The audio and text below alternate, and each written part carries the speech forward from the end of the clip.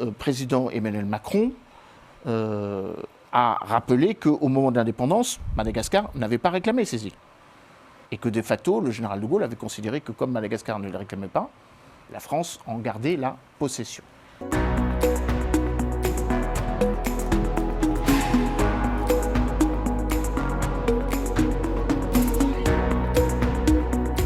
Une affaire dont on a déjà parlé, ce sont les îles éparses françaises près de... Enfin, en tout cas, toujours pour l'instant françaises près de Madagascar. Et donc, il y a une commission qui s'est réunie la semaine dernière. Et la France défend la propriété de ces îles au motif que lorsque on a planté le drapeau à ces endroits-là, les îles étaient considérées comme terra nullius, c'est-à-dire sans population résidente. C'est toujours le cas. Ben voilà. Alors les Malgaches, évidemment, ne sont pas d'accord. Et bon, voilà, c'est en discussion, mais est-ce que vous considérez que la position de la France est légitime? Et celle de Madagascar aussi, dans ce cas-là, puisque comme il n'y avait personne, on ne peut pas dire que les gens étaient malgaches, puisqu'il n'y avait personne. Alors, c'est une situation, évidemment, qui nous ramène au processus de décolonisation.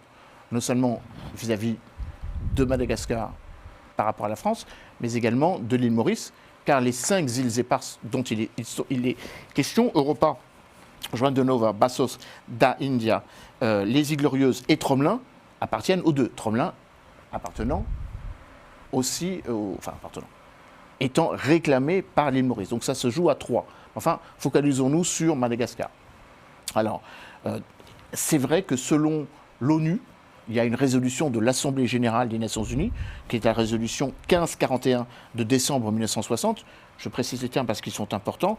Il s'agit de savoir comment vont être administrés des territoires non autonomes liés au processus de décolonisation, puisque l'île de Madagascar a obtenu son indépendance en 1960, avec une référence claire à la Charte des Nations unies, précisément l'article 73, qui constate l'obligation des États, donc des États ayant décolonisé ces territoires, de déterminer la manière dont les États administrent des territoires non autonomes, c'est-à-dire qui n'ont pas été décolonisés, avec le principe de l'autodétermination comme étant la manière de les administrer. Il s'agit donc de savoir si, selon le droit international qui nous obligerait, nous, Français, à nous départir de ces îles, car théoriquement, elles appartiennent de jure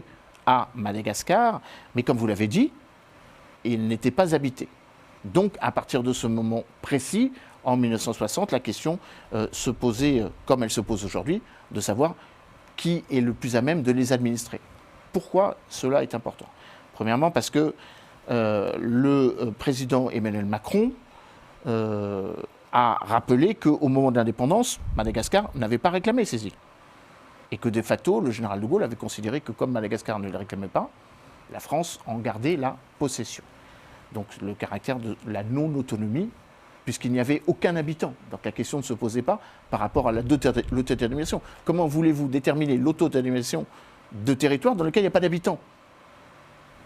Je ne vois pas, à part quelques crabes, qui pourraient... des crabes, il y en a partout. Il y en a partout, donc je ne sais pas quelle est la nationalité de ces crabes.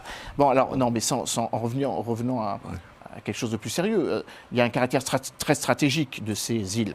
Je prends notamment les 4 îles qui sont dans le canal de Mozambique, Europa, Juan de Nova, Bassas de India et les Glorieuses. Ça représente quelques 623 911 km², c'est-à-dire une partie importante de nos zones économiques exclusives, 10 millions de km², qui font que la France est, après les États-Unis, la 2e puissance, et avec l'Union européenne, si on l'englobe dans l'Union européenne, la principale puissance navale et maritime dans l'océan Indien et accessoirement dans l'océan Pacifique. Si on y ajoute les 311 000 km² de l'île de la Réunion et les 1,6 million de km² des territoires antarctiques et ce qu'on appelle les terres antarctiques et australes, les îles de Crozet, Kerguelen et Amsterdam, on a là à peu près 90% de nos zones économiques exclusives augmentées du plateau continental, qui potentiellement sont des zones où se situent des minerais critiques dont nous aurons besoin un jour ou l'autre, du pétrole et du gaz. Donc, alors que l'on cherche des alternatives fossiles ou non fossiles pour continuer malgré tout une économie qui reste carbonisée ou avec la perspective de décarboniser notre économie, ces îles sont importantes. Elles sont importantes par rapport à ce dont elles regorgent dans leur sous-sol maritime, mais elles sont ainsi importantes pour la biodiversité. D'ailleurs, l'île de Tromelin avait été solutionnée, enfin le sort de l'île de Tromelin avait été solutionné justement avec l'idée que l'on classe l'île de Tromelin comme un lieu mondial de la biodiversité. Donc avec une cogestion île Maurice et France.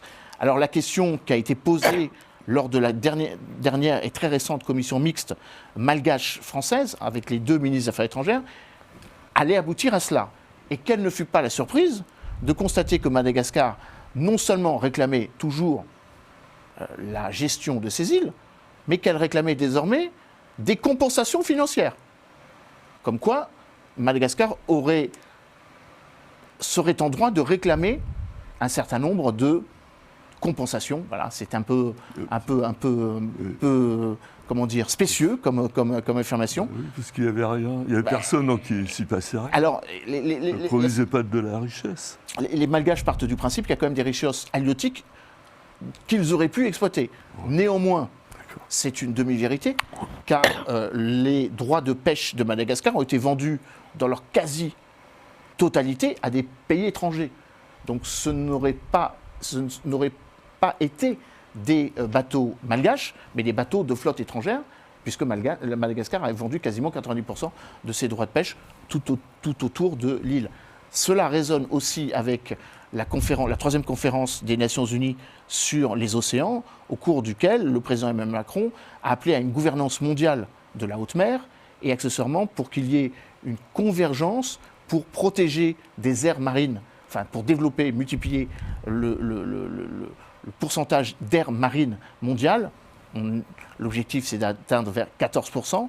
La France va, en tout cas, c'est l'objectif que la France s'est donné dans ses propres territoires. Et donc, accessoirement, le fait de garder les îles éparses sous juridiction française participe aussi de cette volonté de protéger les aires marines qu'elles constituent.